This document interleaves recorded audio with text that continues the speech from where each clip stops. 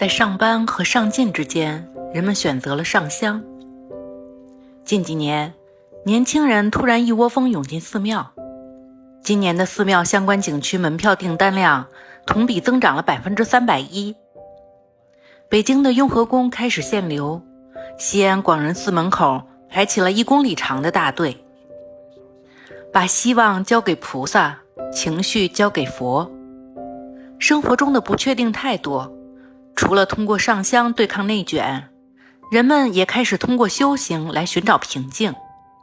利用难得的放假时间，去寺庙里参加几天的禅修，成了很多人的一种新的生活方式。禅修都会做些什么？打坐真的能给人带来安定吗？这个端午节，我也报名了一个寺院的禅修活动，上交了手机，进行了为期2天的修行。让我来告诉你，这2天我都经历了什么。这是位于北京怀柔的一个寺院不定期举办的禅修活动。在过去2年来，他们几乎每个月都会组织一次。起初可能还比较冷清，然而现在报名人数已经多到需要排队，有的人连续报几次才能被选中参加1次。这次我比较幸运，第1次报名就得到了位置。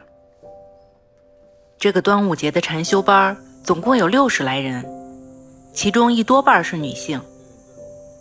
参加的人被安排住在寺庙所在山脚下的一个禅修中心里，6到10个人一个房间，上下铺，硬板床，每个人都发了宽大的麻布禅服，这2天都将统一着装。禅修的时间安排得很紧张，也很辛苦。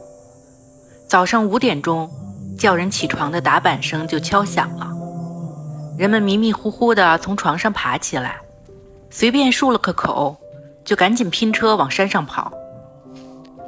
寺庙距离禅修中心有2公里多的山路，虽然是盛夏，到达山上时天光也还没大亮。5点半开始是每天的早课，持续到将近7点。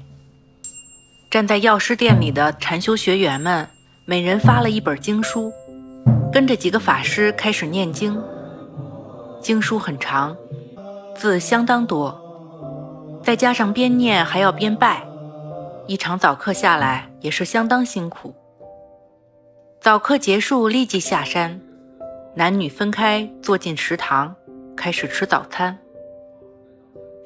每天2顿正餐加上1顿药食，是非常有仪式感的事情。学员们分成几组，轮流为大家服务，摆碗、盛菜、收拾桌子、洗碗、扫地，这叫做行堂。学员加上寺院自己的人，吃饭的人总共达到了70多人，全部碗筷洗下来，腰都直不起来。吃饭有很多规矩，开饭前要唱经，吃饭时要止语，要多少饭都必须吃完，吃不了了要示意行堂的师兄别再给自己加。素餐没有什么油水，但做得很好吃，每顿都吃得心满意足。几位法师会跟学员们一起吃饭，但他们只吃早饭和中饭2顿，过午不食。晚上的一餐药食是看不到他们的。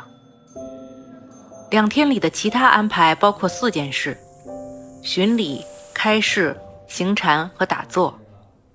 所谓巡礼指的是徒步从禅修中心走到寺庙去。